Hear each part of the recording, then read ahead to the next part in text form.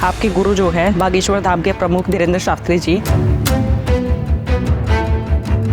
आप उन्हें तब से जानते हो जब उन्हें कोई नहीं जानता था, तो उस समय आप उनसे कैसे जुड़े? तो एक दिन उन्हें कॉल आई मेरे पास कि कल दिल्ली पे आ रहे हैं बागेश्वर महाराज जी, 100-150 बंदे चाहिए और गाड़ियाँ चाहिए। तो मैं 100-150 लड़के लेके वहाँ पहुँच गया जहाँ पे महाराज जी आए हुए थे। तो जब 25 से सब पता चल जाता है तो फिर तो प्रेडिक्शन भी हो सकती है कि नेक्स्ट पीएम कौन होगा। ये उनको पता चल जाता है, ऐसा नहीं है उनको पता नहीं चलता। आशाराम बापू, राम रहीम जैसे लोगों के ऊपर भी पॉलिटिशियंस का हाथ रहा है, फिर बाद में ये लोग ही जेल जाते हैं। जिनके आप नाम ले रहे हो बलात्कारी हैं। आपने कब सोचा था कि मुझे पॉलिटिक्स में जाना है? महाराज जी का आदेश हुआ कि भी राजनीति करनी है, सेवा करनी है। उसके बाद मैंने आम आदमी पार्टी ज्वाइन कर ली। सुशील गुप्ता जी ने मेरे गुरु जी के बारे में उल्टी सीधी बातें बोल दी। मेरे माँ बाप जिसको गुरु मानते हैं उसकी मेरी पार्टी में बेइज्जती हो रही है, तो ऐसी पार्टी को लात मारता हूँ, जैसी पार्टी में नहीं रहना। आपने ऑब्वियसली वो पार्टी छोड़ के आपने बीजेपी ज्वाइन की, इसमें कैसा आपका वेलकम हुआ? इन दो की अगर आज के दिन कोई पार्टी है तो सिर्फ भारतीय जनता पार्टी है। जैसे आपके गुरु के गुरु रामभद्राचार्य जी, उन्होंने अभी एक स्टेटमेंट दी थी कि प्रेमानंद जी महाराज जो हैं उन्हें शास्त्रों का ज्ञान नहीं है, और चैलेंज भी किया है।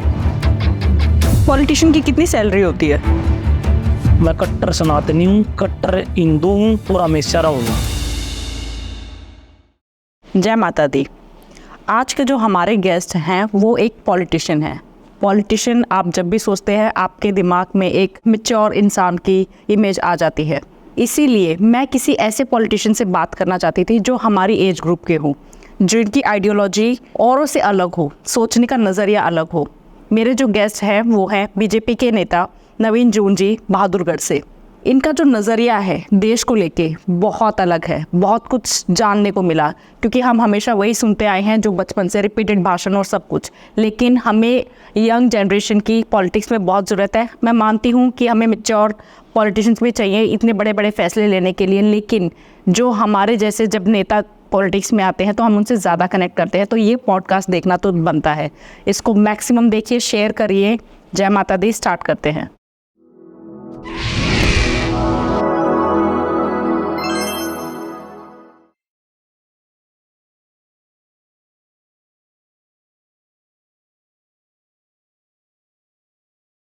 जय माता दी। जय माता दी। मैंने आपकी प्रोफाइल चेक की थी। आपके गुरु जो है बागेश्वर धाम के प्रमुख धीरेन्द्र शास्त्री जी, आप उन्हें तब से जानते हो जब उन्हें कोई नहीं जानता था, तो उस समय आप उनसे कैसे जुड़े? ऐसा नहीं है कि उनको कोई नहीं जानता था, लेकिन मेरा जुड़ाव कैसे हुआ, मेरा मन तो ऐसा कहता जैसे मेरे कई जन्मों से मेरा उनसे रिश्ता है। लेकिन इस जन्म का रिश्ता ऐसे हुआ, मेरे पास एक मेरा दोस्त था जो उनके पास जाता था काफ़ी दिनों से, और एक पंडित जी हैं जो मेरी कुंडली वगैरह देखते हैं, वो भी उनसे जुड़े हुए थे, बहुत पहले की बात है। तो एक दिन उन्हें कॉल आई मेरे पास कि कल दिल्ली पे आ रहे हैं बागेश्वर महाराज जी। उस टाइम पे मीडिया में इतना फैले हुए नहीं थे महाराज जी। तो उसकी कॉल आई कि यार मेरे को 100-150 बंदे चाहिए और गाड़ियाँ चाहिए। मैंने छात्र राजनीति कर रखी है, मेरे दोस्त वगैरह ज़्यादा ही हैं। रात को 1 बजे कॉल आई थी, सुबह 9 बजे जाना था। तो मैं 100-150 लड़के लेके और वहाँ पहुँच गया जहाँ पे महाराज जी आए हुए थे। तो महाराज जी ने ऊपर से निकल के देखा, और बाद में महाराज जी ने एक बार बोला भी था ये मेरे लिए कि 100-150 लड़के आ गए हरियाणा के, तगड़े तगड़े मोटे मोटे डोले वाले, कोई तमंचा ले रहा, कोई हथियार ले रहा है। मेरे को लगा मेरे को उठा के ले जाएंगे, मतलब उन्होंने मजाक किया था। तो उस टाइम मैंने महाराज जी को पहली बार देखा था।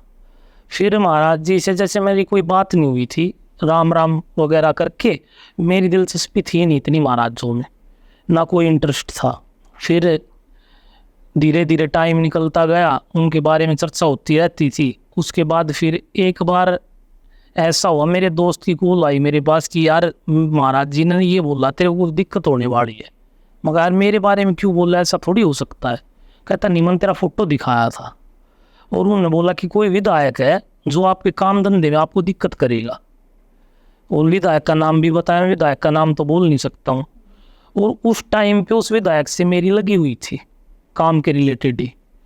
तो मेरे को एकदम ये हुआ कि यार ये तो किसी को भी नहीं पता, इसको कैसे पता चला। तो मेरे दिमाग में एकदम से आया कि भाई ऐसी क्या शक्ति है जो चीज़ों का पता चल रहा है। और उन्होंने ये बोला कि ये मुकदमा लगवाना चाहता तेरे ऊपर। अगले ही दिन SHO का मेरे पास फ़ोन आया कि ऐसे ऐसे विधायक है तेरे खिलाफ षड्यंत्र कर रहा है और मुकदमा देना चाहता है। तो मैंने उनसे बात की कि मैंने ऐसा कुछ काम नहीं किया जिससे मेरे को मुकदमा देना पड़े। फिर वो बोले कि मेरे उनसे ऐसे साहब से अच्छे संबंध थे। उन्होंने कहा भाई राजनीति ऐसी चीज़ है, ज़बरदस्ती तेरे काम धंधे के चक्कर में हो रहा हुआ। तो उस टाइम मेरे दिमाग में एकदम हुई कि भाई कुछ तो चीज़ है इनके पास। नहीं तो उससे पहले भी मैं मिल चुका था 2-3 बार, लेकिन मेरी ना कोई पूछने की इच्छा थी, ना महाराज जी ने कुछ बताया था। फिर मैं महाराज जी से मिला, और जिस टाइम मैं महाराज जी से मिला था उस टाइम 20 क्वेश्चन मैंने एक पर्ची पे लिख रखे थे, एक एक करके, और उस पर्ची का सिर्फ मुझे ही पता था कि मैंने क्या क्या लिख रखा है। और मैं अपने पॉकेट में डाल के, और मेरे घर में भी किसी को नहीं पता था, ना किसी साथी को, ना घर में। मैं महाराज जी के पास बैठ गया, एक कमरे में एकांत थे, हम दोनों ही थे। और उस टाइम महाराज जी ने मेरा पर्चा बनाया था, और उस पर्चे में 1 से लेके 20 तक वही क्वेश्चन थे जो मेरे पास पर्ची में थे। और फिर मैंने वो क्वेश्चन देखे, तो उस 20 के बाद 2 क्वेश्चन और थे जो मैंने लिख नहीं रखे थे, और लेकिन वो ऐसी चीज़ें थी जो सिर्फ मुझे ही पता था, जीवन मेरे साथ घटित हुई थी। मैं रोने लग गया बैठ के महाराज जी के पास। तो मैंने महाराज जी से, फिर महाराज जी ने मेरे से बोला कि जो पर्ची आप लेके आए हो ना, आप वो निकाल के और बजरंग बली से क्षमा मांगो। आपने उन पे शक किया, मेरे पे नहीं किया। फिर मैंने क्षमा भी मांगी, और उस दिन का वो दिन था और आज का दिन है। महाराज जी को मैं गुरु तो मानता ही हूँ, लेकिन मैं एक अपना भगवान भी मानता हूँ उनको। तो उससे पहले आप इस पर्चा सिस्टम पे बिलीव करते थे? नहीं, बिल्कुल भी नहीं। मैं संतों पे विश्वास नहीं करता था। मैं तो संत को मानता हूँ, लेकिन मैं किसी भी ये जादू टोना टोटका ऐसे ना किसी से मिलता था, और ना मेरा कोई रुचि नहीं थी, मेरी कोई लेना ही देना नहीं था। लेकिन उसके बाद जब ये पता चला भाई शक्तियाँ होती हैं और वो काम भी करती है। आप सोचो, आप कोई चीज़ ले रहे हो, कोई पर्ची है, 20 सवाल हैं, कैसे बता सकता सामने वाला? तो फिर मेरे को पता चला भाई यार चीज़ें हैं। उसके बाद तो बड़ी चीज़ें मेरे को महाराज जी के साथ रहा, वो चीज़ों का पता चलता गया। आज के युग में वो साक्षात हनुमान जी के अवतार है, और उनकी कहनी में और कथनी में कोई अंतर नहीं है। कोई एक भी आज तक महाराज जी ने लाखों पर्चे बनाए होंगे, मीडिया में एक भी साबित करके दिखा दे गलत है, तो वो सच्चे गुरु हैं। और मेरे ही नहीं, भारत के अनेक युवाओं के गुरु आज के दिन वो हैं। क्या ये सच में होता है कि पर्चे में जो लिखा है मतलब सच निकल जाए? क्या ये मतलब होता है वैसे सच में? क्योंकि मैंने आज तक कभी नहीं करवाया। देखो, मेरा तो सच निकला, और मैंने उसके बाद कोई 1 लाख पर्चे बढ़ते हुए देखे, तो उनके भी सच निकले। अब मैं आपको एक व्याख्या ऐसा उदाहरण दूंगा कि आप खुद यूँ कहोगे, आपको यकीन नहीं होगा। एक मेरा दोस्त है, मैं उसको दाम पे लेके गया था, तो उसकी वाइफ को बच्चे नहीं हो रहे थे काफ़ी टाइम से, 10-12 साल से, और वो परेशान था। तो डॉक्टरों ने मना कर दिया था इसको बच्चे नहीं होंगे। उसको वहाँ ले जाते, महाराज जी ने आशीर्वाद दिया बच्चा होगा। 9 महीने बाद ही बच्चा होगा, लड़का ही हुआ। लड़का मतलब उन्होंने ये नहीं बताया था लड़का होगा या लड़की होगी, लेकिन 9 महीने बाद ही बच्चा होगा। तो सब डॉक्टरी फेल कर दी उन्होंने। और कोई 1 लाख पर्चे मेरे आगे बन चुके हैं जो मैं देख चुका हूँ, सबके सच निकल रहे हैं। तो कोई तो झूठा निकले। तो जब पर्चे से सब पता चल जाता है तो फिर तो प्रेडिक्शन भी हो सकती है कि नेक्स्ट पीएम कौन होगा, कोई अगर आपत्ति आने वाली है, और आपका फ्यूचर, तो ये तो फिर आपने सब जान लिया होगा उनसे। नहीं, ऐसा कुछ है नहीं। कुछ जो मेरे लिए ज़रूरी होता है वो महाराज जी मुझे खुद ही बता देते हैं। तो आप पूछते नहीं हो? नहीं, मेरे को ज़रूरत होती है किसी चीज़ की तो पूछ भी लेता हूँ, ज़रूरी हो तो। और जो ये नेक्स्ट पीएम वगैरह का, ये उनको पता चल जाता है। ऐसा नहीं है उनको पता नहीं चलता, उनको पता चल जाता है। लेकिन सिद्धियों की कुछ पाबंदियाँ होती हैं, वो उसको पब्लिक नहीं कर सकते हैं, पता उनको सब चल जाता है। ऐसे गुरु भारत में बहुत हैं जो पर्चा बनाते हैं, लेकिन वो पास्ट बता सकते हैं। लेकिन धीरेन्द्र कृष्ण शास्त्री मेरे पूज्य गुरुदेव ऐसे गुरु हैं जो सटीक भविष्य बताते हैं। तो क्या उनके पास सिद्धियाँ हैं, आप ये कहना चाहते हो? क्या है वो सुप्रीम पावर, क्या है जो उनको बताती है? देखिए, वो बजरंग बली का आशीर्वाद है, बजरंग बली की सिद्धियाँ हैं। उनकी 3 पीढ़ियाँ बजरंग बली की सेवा करने में लगी हुई थी। उनके दादाजी, उनके जो परदादा थे, दादा गुरु जी और सन्यासी बाबा जी, कई पीढ़ियाँ खप चुकी थी उनकी। उसके बाद वो भी ऐसे ही पर्चा बनाते थे। उसके बाद उस घर में इस दिव्य आत्मा जन्म हुआ जिसका नाम आज धीरेन्द्र कृष्ण शास्त्री है, और उनको ये सिद्धियों के साथ उन्होंने जन्म भी लिया।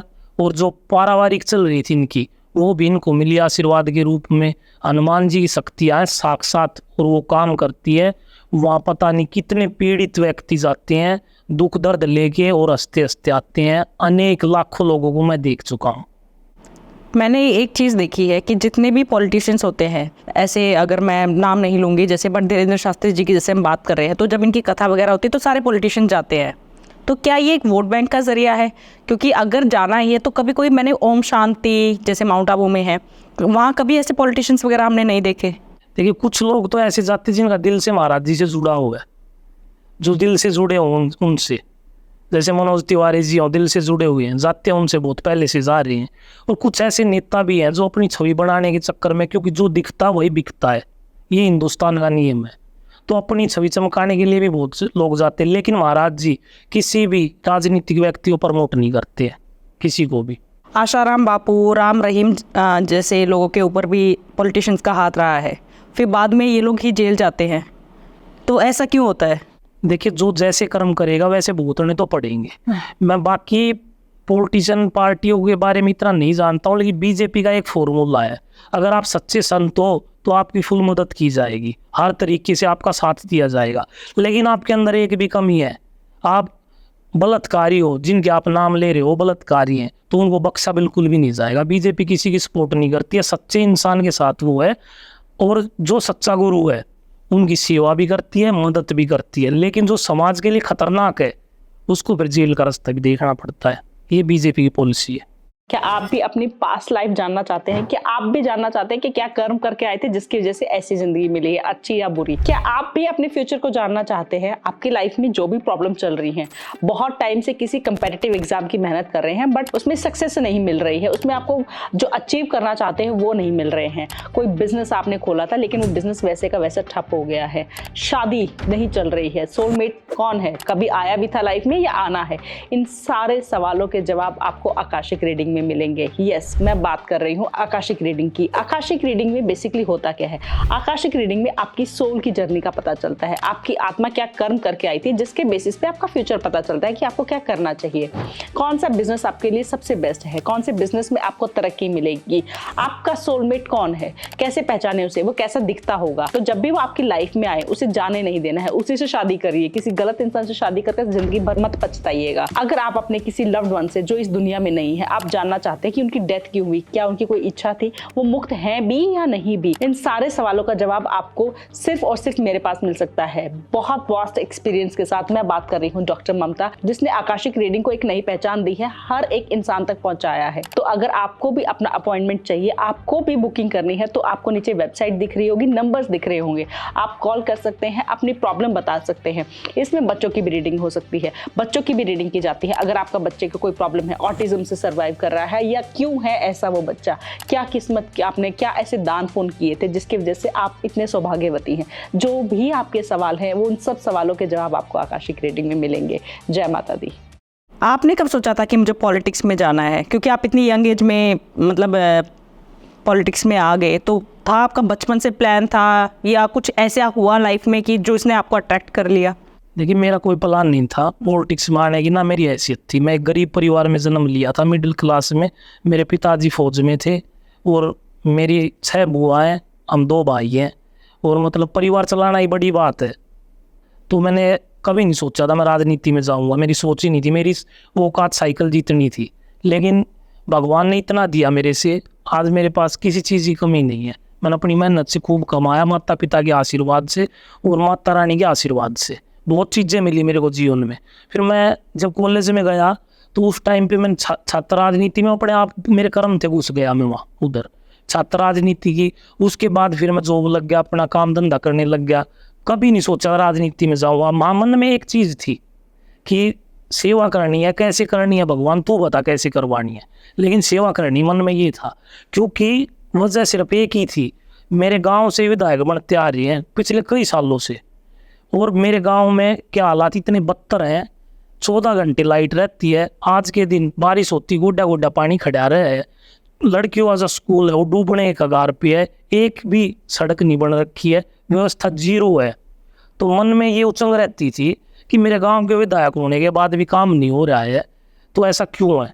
फिर राजनीति में आने का महाराज जी ने मेरे को आदेश किया कि तू राजनीति में जा, मेरे गुरु ने, कि तू राजनीति में जा और सेवा कर। बस लक्ष्य भी सेवा था, पैसे कमाने का कोई लक्ष्य नहीं था। और जब तक आप सेवा करने की सोचते हो, आप ये सोचे हो राजनीति का नाम ही आज के दिन यूँ पैसे खाने वाला, गलत नज़र से लोग देखते हैं। लेकिन मेरा मकसद एक है सेवा करने का। बस मैं अपने हर भाषण में यही बोलता हूँ, कल को अगर मैं विधायक बनता हूँ तो मेरी आज की संपत्ति और 5 साल बाद मेरी संपत्ति देख ली जाए, 1 रुपये भी नहीं बढ़ेगा।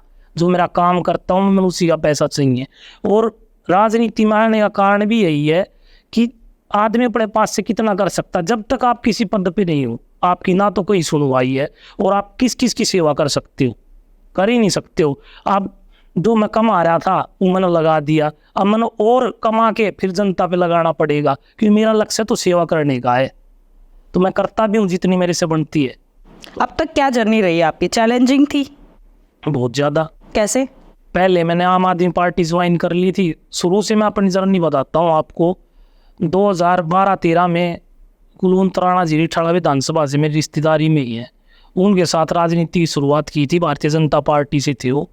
उनके लिए खूब लड़के लेके गया, खूब बीजेपी का प्रचार किया निस्वार्थ भाव से। उसके बाद बहादुरगढ़ से नरेश कौशिक जी हैं, उनके साथ लग के उनका भी खूब प्रचार किया और उनकी खूब मदद की। मेरे पास युवा बहुत हैं, पूरे बहादुरगढ़ के को पता है, मेरे साथी बहुत हैं, लोग कमाए हैं, दोस्त कमाए हैं मैंने। तो फिर उनकी मैं मदद करने लग गया। उन्होंने मनोहर लाल जी से मेरी ज्वाइनिंग करा दी थी बेरी में। उसके बाद कुछ टाइम निकल गया, निकलने के बाद वहाँ से महाराज जी का आदेश हुआ कि भी राजनीति करनी है, सेवा करनी है। उसके बाद मैंने आम आदमी पार्टी ज्वाइन कर ली। ज्वाइन करने का कारण ये था, मेरा व्यापार था दिल्ली में और मैं ये देख रहा था भाई गरीब लोग इनको बिजली पानी फ्री मिल रहा है, वो तो अच्छा ही हो रहा है किसी का।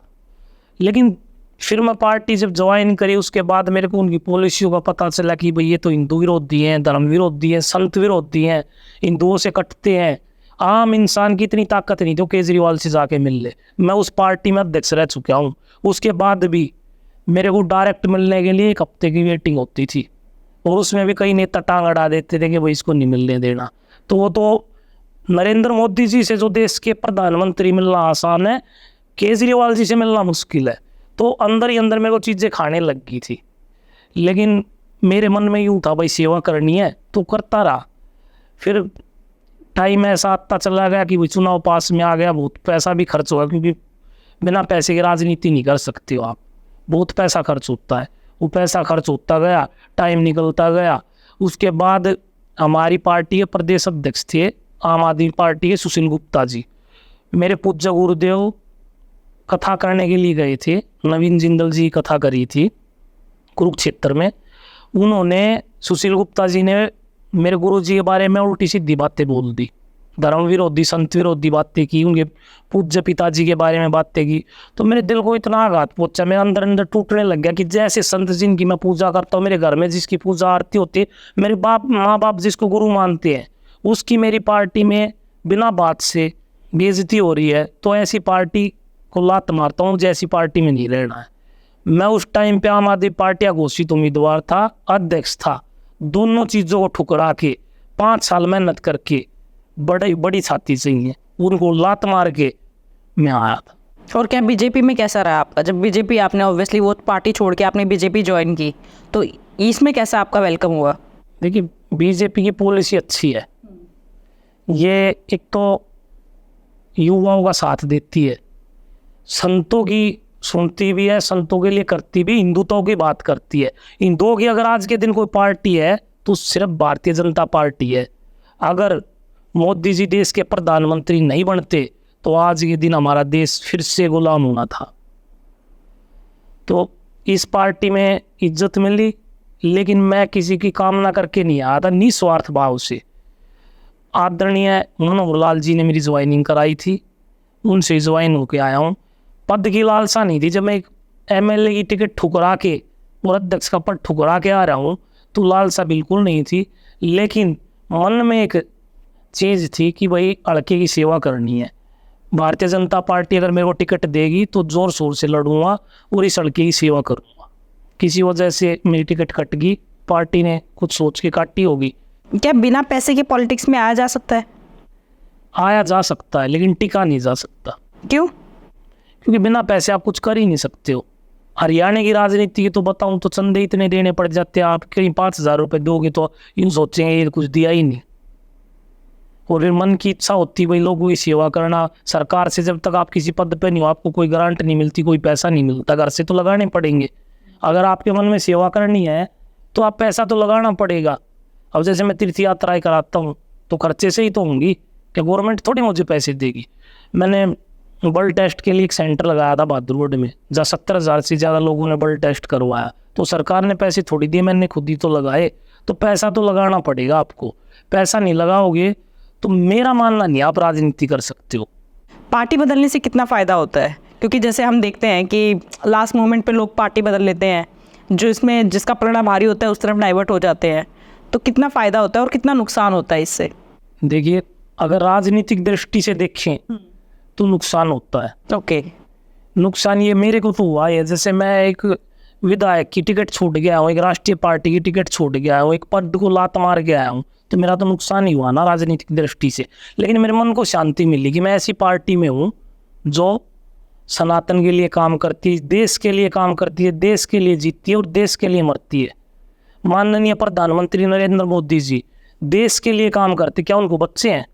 किसके लिए कमाएंगे वो? क्या है उनके पास? उनके नाम पे एक गज जमीन नहीं है, क्या है? कुछ भी नहीं है।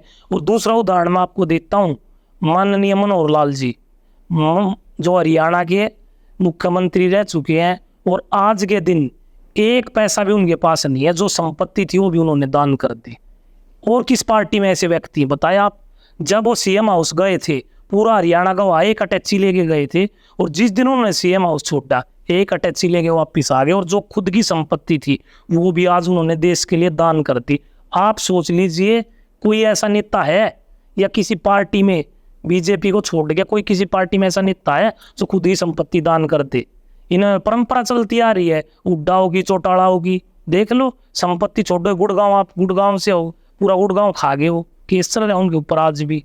और दूसरी प्रथा चल रही है कि भाई मैं अगर मुख्यमंत्री हूँ तो मेरा बेटा ही मुख्यमंत्री बने। परिवारवाद उनके अंदर, बीजेपी में परिवारवाद नहीं है। वो उदाहरण है, क्या किसी ने सोचा था मनोहर लाल खट्टर जी मुख्यमंत्री बन जाएंगे? किसी ने सोचा था नायब सिंह सैनी जी मुख्यमंत्री बन जाएंगे? सोचा था किसी ने? किसी ने भी नहीं सोचा था। क्या किसी ने सोचा था कि एक आम घर का चाय बेचने वाला व्यक्ति देश का प्रधानमंत्री बन जाएगा? ये पॉलिसी सिर्फ बीजेपी में है और ये काम सिर्फ बीजेपी कर सकती है। अन्य एक भी पार्टी ऐसी नहीं है जो ऐसी पॉलिसी लेके आती है या आम घरों के लड़कों को या व्यक्तियों को आगे बढ़ाती है। बाकी सब अपनी टिकटों को बेचते हैं। पार्टी खुद के लिए बदली जाती है या जनता के लिए? मैंने तो जनता के लिए बदली है और अपने ज़मीर के लिए बदली है।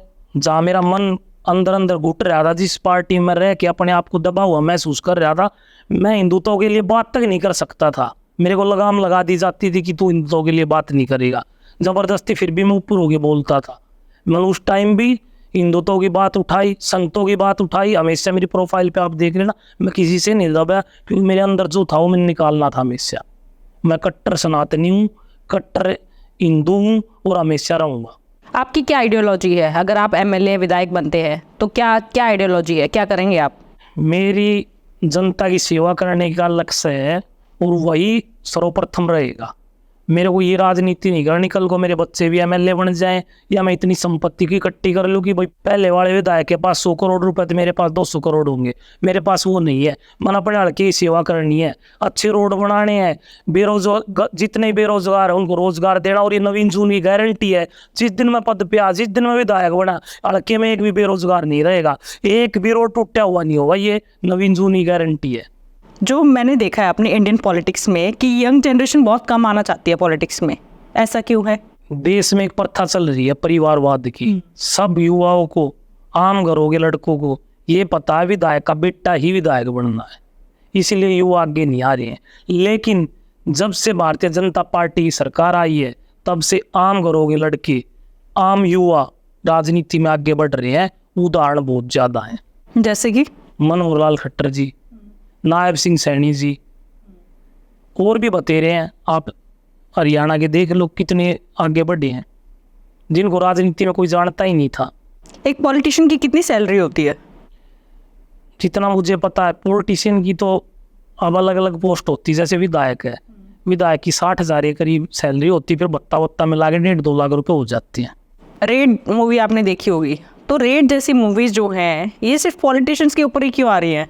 ये इसीलिए आ रही, जो पुरानी सत्ताधारी पार्टी थी उन्होंने काम ही ऐसी कर रखी है कि वो इतना पैसा कमा के बैठ गए हैं, उन्होंने सिर्फ अपने परिवार के लिए, अपने लिए पैसा कमाने के लिए राजनीति की है। उन पे ही ये मूवी बन रही है। 75 साल तक कांग्रेस ने भारत पे राज किया है। आप कांग्रेस के किसी भी नेता को उठा के देख लो, अगर एक का भी बच्चा इंडिया में भी पढ़ता हो तो 100 करोड़ से नीचे का कोई आदमी नहीं है। बड़ी बड़ी गाड़ियों में चलते हैं, विदेशों के टूर होते हैं उनके। आप किसी को भी उठा के देख लो, उनके घरों को खोद देंगे तो पैसे ही निकलेंगे, क्योंकि उन्होंने काम ही पैसा कमाने के लिए किया है। तो वो किस पे बनाएंगे? तो बीजेपी पे जैसे ये एक एलिगेशंस लगते हैं कि अंबानीज और अडानीज को प्रमोट कर रहे हैं, और अगर हम हरियाणा, जैसे आप हरियाणा से हो, इसकी बात करें तो कि सारी ज़मीनें बेच दी हैं, सारे इंडस्ट्रियल एरिया आ गया है, किसान जैसे वो करते हैं, तो इस पर क्या कहेंगे आप? देखो, जब विपक्ष के पास कोई सवाल नहीं होता ना, तो उसको कोई झूठा बहाना बनाना होता। जैसे अंबानी, अडानी, इन्होंने देश के लिए कितना किया, आप वो देखो। देश को कितना व्यापार दिया है, देश के कितने बेरोजगारों को काम दिया है, वो चीज़ें तो कोई नहीं देख रहा है। अंबानी, अडानी ने देश को फायदा ही पहुंचाया, घाटा तो नहीं पहुंचाया कभी भी। और रही बात हरियाणा की, हरियाणा में एक गज जमीन भी बीजेपी सरकार ने नहीं बेची है। आप कहीं भी साबित करके दिखा दो, एक गज भी जमीन अगर उन्होंने बेची हो तो। ये औद्योगिक क्षेत्र जितना आएगा उतनी बेरोजगारी घटेगी, लोगों को काम मिलेगा, इससे तो जनता का फायदा है, नुकसान कहाँ है? तो आजकल जैसे पॉलिटिशियंस भी पॉडकास्ट शुरू कर रहे हैं, जैसे मनोज तिवारी जी हो गए, तेजेंद्र पाल भगत जी हो गए, तो ये भी क्या एक वोट बैंक का जरिया है? नहीं, ऐसा नहीं कह सकते हैं जी। जैसे मनोज तिवारी जी हैं, बड़ी आदरणीय है, मेरी बहुत अच्छी उनसे बातचीत भी है, बहुत अच्छे व्यक्तित्व के धनी हैं वो। अब पहले वो भजन गाते थे, आज भी गा रहे हैं। और दूसरा, किसी के कुछ शौक भी होते हैं। अब कोई नेता हो गया तो ऐसा नहीं उसका कोई शौक नहीं होगा, तो अपने शौक के लिए काम करते, इससे वोट बैंक का ये जरूर आपका फेस बड़ा हो जाता है। लेकिन मनोज तिवारी जैसे व्यक्ति को बड़े फेस की जरूरत नहीं। कौन नहीं जानता आज के दिन मनोज तिवारी को? प्रसिद्ध हूँ पहले से। तेजेंद्र पाल भगत जी हैं, जिनका आपने नाम लिया, वो बिग बॉस में एक बड़ी पहचान बना के आए हैं, भारतीय जनता पार्टी के वरिष्ठ नेता भी हैं। तो उनको किसी पहचान की जरूरत नहीं, शौक के लिए काम करते हैं। किसी अपने खुद के शौक भी हो जाते हैं तो उसके लिए काम करते हैं। जैसे कुछ आंदोलन होते हैं, जैसे राम रहीम का केस था, इनमें डिले हो जाता है, तो ये इसमें क्या, ये पॉलिटिशियंस का मतलब ऑब्वियसली उनकी वजह से होता है, क्या रीज़न क्या होता है इसका डिले होने का? देखिए, भारतीय संविधान ने कुछ कानून बना रखे हैं जो पॉलिटिशियन से के दायरे से बाहर आते हैं। अब संविधान से ऊपर हो गए, कोई भी पॉलिटिशियन कोई फैसला थोड़ी ले सकता है। आदरणीय प्रधानमंत्री जी कोई फैसला थोड़ी ले सकते हैं, संविधान सर्वोपरि ही है। संविधान सबसे पहले है। उस संविधान के तहत जो नियम बना रखे, जो कानून बना रखे, उनके दायरे में जो चीज़ें आती है उसको ले लेते हैं। तो जैसे आप बोल रहे हो कि आप अगर विधायक बनेंगे आप ये चेंजेस करोगे, पर ये तो हर पॉलिटिशियन भाषण में बोलता है, तो बिलीव किस पे किया जाए? ये बात आपकी बिल्कुल ठीक है। पॉलिटिशियन जितने भी हैं मोस्टली उन्हीं कहनी में और कथनी में बड़ा अंतर है, लेकिन मेरी कहनी और कथनी एक ही है। मैं हर बार बोलता हूँ, मन पैसा बिल्कुल भी नहीं चाहिए, मन सेवा करनी है। अगर मैं विधायक ना बना तो भी आज भी मैं कर ही रहा हूँ, कल भी कर रहा था, आगे भी भविष्य में करता रहूँगा। जितना भगवान मेरे को दे रहा है उतनी मैं सेवा करता रहूँगा। मेरे जीवन के लक्ष्य से ही सेवा करना है बस। और ये कभी भगवान ने मौका दिया तो मैं जो बोल रहा हूँ मैं करके भी दिखाऊंगा। आपके पास रिकॉर्डेड है, आप उस टाइम देख लेना। तो जैसे आपके गुरु के गुरु रामभद्राचार्य जी, उन्होंने अभी एक स्टेटमेंट दी थी कि प्रेमानंद जी महाराज जो हैं उन्हें शास्त्रों का ज्ञान नहीं है, और चैलेंज भी किया है, तो इस पर क्या कहना चाहेंगे आप? देखिए, सबसे पहली कमी तो मैं पूछने वाले के लिए ही बोल दूंगा, क्योंकि उन्होंने ऐसे सवाल ही नहीं करने चाहिए थे। पूजनीय जगत गुरु तुलसी पीठाधीश्वर रामभद्राचार्य जी ने इस देश को बड़ी ही अपनी जिंदगी दी है। राम मंदिर बनवाने में सबसे बड़ा हाथ आदरणीय रामभद्राचार्य जी का है। और अपने शिष्यों को भी वो ऐसे ही बोल देते हैं, जैसे उनको बोला। वो अब ये ज़्यादा हो चुकी है, कुछ बातें मुंह से वैसे भी निकल जाती, लेकिन उनके भाव गलत नहीं होंगे। जितना मैं उनको जानता हूँ उनके भाव हमेशा अच्छे ही होते हैं। और आपने शास्त्र की बात की, मैं इस बात को नहीं मानता हूँ। बेशक वो मेरे गुरु के गुरु हैं। शास्त्रों में विद्वान रावण भी था, लेकिन रावण को आज भी जलाया जाता है। तो शास्त्र मान्य नहीं है, आपके कर्म और आपका जाप ये मान्य है। आज के दिन पूजनीय प्रेमानंद महाराज जी ने पता नहीं कितने युवाओं की ज़िंदगी बदल दी, कितने युवा नशा छोड़ गए, कितने बड़े बड़े नाम विराट कोहली जैसे जाप कर रहे हैं। इतने बड़े बड़े जो नाम है इंडिया के, कितने मेरे दोस्त हैं जिन्होंने नशा छोड़ के राधा राधा राधा राधा जप लिया। इतने युवाओं का भविष्य, इतने युवा जिसने बदल दिए हिंदुत्व के लिए, तो बड़ा शेर है वो। और मैं उनको, मेरी नज़र में आज के दिन श्री कृष्ण जी का अंश है वो, तो मेरे बड़े ही आदरणीय। मैं ना उनसे आज तक मिला हूँ और ना ही मैं इतने उनके भजन सुन पाया हूँ, मगर जो भी वो बोलते हैं थोड़े सुने हैं, नहीं सुन पाया हूँ इतने। और लेकिन मेरी मन की इच्छा उनसे मिलने की भी, और मैं आज के दिन उनको श्री कृष्ण का अवतार समझता हूँ और बड़े ही श्रेष्ठ गुरु हैं। ऐसे गुरु की इज्जत करनी चाहिए, उनके खिलाफ बोलना नहीं चाहिए। क्या आप भी अपनी पास्ट लाइफ जानना चाहते हैं? क्या आप भी जानना चाहते हैं कि क्या कर्म करके आए थे जिसकी वजह से ऐसी जिंदगी मिली है, अच्छी या बुरी? क्या आप भी अपने फ्यूचर को जानना चाहते हैं? आपकी लाइफ में जो भी प्रॉब्लम चल रही है, बहुत टाइम से किसी कंपेटिटिव एग्जाम की मेहनत कर रहे हैं बट उसमें सक्सेस नहीं मिल रही है, उसमें आपको जो अचीव करना चाहते हैं वो नहीं मिल रहे हैं। कोई बिजनेस आपने खोला था लेकिन वो बिजनेस वैसे का वैसा ठप हो गया है, शादी नहीं चल रही है, सोलमेट कौन है, कभी आया भी था लाइफ में या आना है? इन सारे सवालों के जवाब आपको आकाशिक रीडिंग में मिलेंगे। यस, मैं बात कर रही हूँ आकाशिक रीडिंग की। आकाशिक रीडिंग में बेसिकली होता क्या है? आकाशिक रीडिंग में आपकी सोल की जर्नी का पता चलता है, आपकी आत्मा क्या कर्म करके आई थी जिसके बेसिस पे आपका फ्यूचर पता चलता है कि आपको क्या करना चाहिए, कौन सा बिजनेस आपके लिए सबसे बेस्ट है, कौन से बिजनेस में आपको तरक्की मिलेगी, आपका सोलमेट कौन है, कैसे पहचाने उसे, वो कैसा दिखता होगा। तो जब भी वो आपकी लाइफ में आए उसे जाने नहीं देना है, उसी से शादी करिए। किसी गलत इंसान से शादी करके जिंदगी भर मत पछताइएगा। अगर आप अपने किसी लव्ड वन से जो इस दुनिया में नहीं है, आप जानना चाहते हैं कि उनकी डेथ क्यों हुई, क्या उनकी कोई इच्छा थी, वो मुक्त हैं भी या नहीं भी, इन सारे सवालों का जवाब आपको सिर्फ और सिर्फ मेरे पास मिल सकता है। बहुत वास्ट एक्सपीरियंस के साथ मैं बात कर रही हूँ डॉक्टर ममता, जिसने आकाशिक रीडिंग को एक नई पहचान दी है, हर एक इंसान तक पहुंचाया है। तो अगर आपको भी अपना अपॉइंटमेंट चाहिए, आपको भी बुकिंग करनी है, तो आपको नीचे वेबसाइट दिख रही होगी, नंबर्स दिख रहे होंगे, आप कॉल कर सकते हैं, अपनी प्रॉब्लम बता सकते हैं।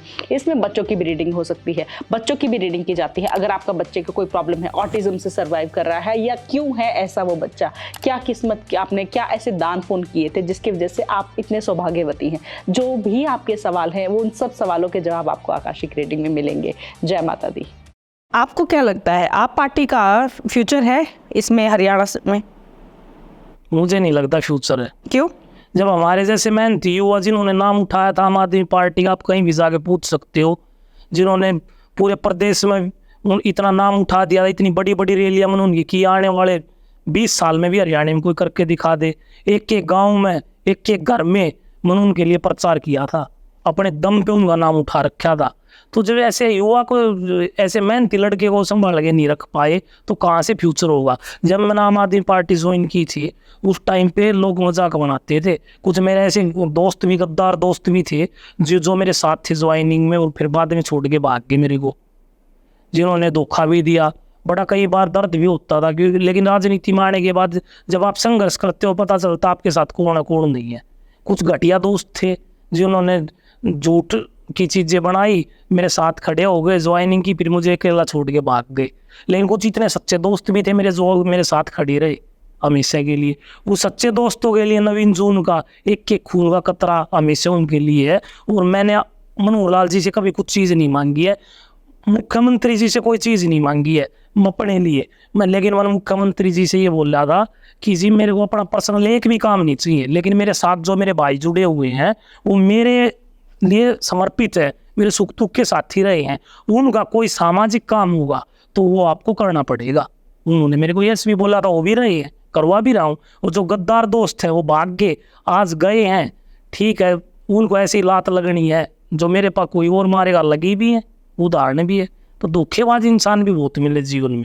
जैसे ओपोजिशन बीजेपी पे बहुत ही एलिगेशन लगाती है कि जो वोटिंग मशीन है उसमें बहुत ज़्यादा हेरफेर होती है, ये कितना सच है? झूठ है, कोई 1% भी सच नहीं है। पहले कहते थे मशीनों में गड़बड़ी होती है, अब मशीनों में गड़बड़ी होती थी तो दिल्ली में केजरीवाल की सरकार कैसे आ गई थी, पंजाब में केजरीवाल की सरकार कैसे आ गई थी। ये अब वो चीज़ें छोड़ दी अब इन्होंने। आप ये कह रहे हैं कि नकली वोट बन रही है, अब वो चीज़ें जा चुकी हैं जो आप बोल रहे हो, अब दूसरा पैतरा अपना है। लेकिन जनता बड़ी समझदार है, आज के दिन आम व्यक्ति समझदार हो चुका है, उसको वोट की कीमत का पता चल चुका है, वो अपनी वोट खराब नहीं करेगा। ये जो कांग्रेस पार्टी है, ये पार्टी हिंदू विरोधी पार्टी है और ये इस देश के हैं ही नहीं। आप उसकी नागरिकता देखो कहाँ की, कभी कुछ चीज़ उसने साबित की है? पिता का पता नहीं, दादा का पता नहीं, माँ का पता नहीं, कहाँ से आए हैं, कहाँ से गए हैं, कोई हिंदू है, कोई मुस्लिम है, कोई किसी देश का, कोई किसी देश का है, तो भारत चलाएंगे। 75 साल में जो भारत के लिए कुछ नहीं कर पाए, तो वो आज के दिन झूठे मुद्दे उठा सकते हैं, ना उन्होंने काम किया ना वो कर सकते हैं। काम करने वाली पार्टी एक ही है, भारतीय जनता पार्टी, और उन्होंने काम करके दिखाया। धारा 370 हटाने का दम नरेंद्र मोदी रखता है, बाकी किसी पार्टी में दम नहीं है। 3 तलाक हटाने का दम नरेंद्र मोदी में है, बीजेपी पार्टी में, किसी और पार्टी में नहीं है। तो काम करने वाली पार्टी भारतीय जनता पार्टी है, बस। तो जैसे बीजेपी पे एक और एलिगेशन लगता है कि ये तो डिक्टेटरशिप चल रही है, मतलब एक ही आदमी प्रधान। तो क्या ये सच है कि ये हिंदुत्व को इतना आगे लेके आ रहे हैं, सनातन धर्म को लेकर आ रहे हैं, बाकी जो कम्युनिटीज़ हैं जैसे और बाकी जो धर्म है उनको पिछाड़ा जा रहा है, क्या ये सच है? बिल्कुल भी नहीं है। देखो, अपने धर्म को बढ़ावा देना तो अच्छी बात है। अब मैं हिंदुत्व को बढ़ावा देता हूँ, लेकिन कोई मुस्लिमों से चिढ़ता थोड़ी, मेरा ड्राइवर मुस्लिम है, वो अपने धर्म को मानो। लेकिन हम हिंदुत्व की बात करेंगे। हमारा हिंदू धर्म कई हजार वर्षों से चलता आ रहा है। हमारे बाप दादा परदादा, हमारी पता नहीं कितनी पीढ़ी है इस धर्म को अपनाते हुए, इस रास्ते पर चलते हुए खप चुकी है। तो हम उस धर्म को कैसे छोड़ दें? हम उसकी बात क्यों नहीं करें? हम हिंदू के बारे में बात करेंगे। भारतीय जनता पार्टी अगर हिंदुत्व के लिए बात करती है तो गलत क्या उसमें? मैं तो ये चाहता हूँ कि भारत हिंदू राष्ट्र घोषित हो जाए, मेरे गुरु का भी सपना पूरा हो जाए। हमारे हिंदुओं के लिए तो गर्व की बात है ना। और मुस्लिम अगर अपने धर्म के बारे में बात करते तो अच्छी बात है ना, हम चिढ़ते थोड़ी हैं। आपको मैं एक उदाहरण देता हूँ। आप एक भी ऐसा व्यक्ति बता दो किसी भी राज्य में, पुराने से पुराने में, किसी भी इतिहास में, किसी भी हिंदू राजा ने, किसी भी हिंदू नेता ने, किसी भी हिंदू शासक ने एक भी मुस्लिम का, ईसाई का धर्म परिवर्तन करवाया हो तो एक भी उदाहरण देके बता दो। मैं आपको हजारों उदाहरण ऐसे देता हूँ जो इन्होंने मुगल काल में हिंदुओं को मुस्लिम बनाया, आज भी धर्म परिवर्तन रोज होता जा रहा है। तो ये तो हमारा सौभाग्य है कि नरेंद्र मोदी जैसा व्यक्ति, मैं तो उतार ही कहूँगा उनको, जो हिंदुओं को बचाने के लिए आ गया इस धरती पे, जो हिंदुओं के लिए काम कर रहा है, हिंदुओं के लिए जी रहा है, हिंदुओं के लिए मर रहा है, और देश के लिए भी। ये नहीं मुस्लिमों के लिए नहीं मर रहा है। मुस्लिमों के लिए कोई अच्छे कानून बनाए, 3 तलाक का कानून, सभी महिलाएं खुश हैं, मुस्लिम खुश हैं। अब किसी को इस बात से चिढ़न होती कि वो हिंदुत्व को प्रमोट कर रहा है, सनातन को प्रमोट कर रहा है, तो वो तो उनकी मनगढ़ंत कहानियाँ हैं, वो तो कुछ भी सोच सकते हैं। अभी राहुल गांधी जी ने एक स्टेटमेंट दी थी कि जो भी अभी ऑपरेशन सिंदूर हुआ इसका क्या प्रूफ है। जैसे उरी सर्जिकल स्ट्राइक हुआ, ऑपरेशन सिंदूर हुआ, तो ये जो अपोजिशन पार्टी हमेशा डिनाई करती कि प्रूफ क्या है, हम कैसे माने, और अगर हुआ था तो पीओके क्यों नहीं लिया। तो ऐसे क्यों सबूत मांगे जाते हैं आपकी पार्टी से? अगर आप राहुल गांधी की बात करते हैं तो उसको अपनी स्टेटमेंट का खुद ही पता नहीं होता। मैं बोल कह रहा हूँ, कभी वो आलू से सोना उगाते हैं, कभी वो कुछ बोल स्टेटमेंट देते थे, कभी कुछ दे देते। क्या एक भारतीय, ये एक भी भारतीय जो सच्चा भारतीय हो ये सबूत मांग सकता है? पहले जब उनका राज था कितने सबूत दे दिए उन्होंने। रोज दंगे होते थे, कभी दिल्ली में आतंकवादी घुस रहे हैं, कभी कहीं आतंकवादी घुस रहे हैं, मुंबई में घुस रहे हैं। आज के दिन, जिस दिन से भारतीय जनता पार्टी सरकार आई है, एक भी आतंकवादी क्या भारत के अंदर घुसा है? जितनी बार भी उन्होंने सर उठाया उतनी बार घर में घुस के मारा है। ये नरेंद्र मोदी और भारतीय जनता पार्टी की सरकार ही कर सकती है। थैंक यू सो मच, बात करके आपसे बहुत अच्छा लगा।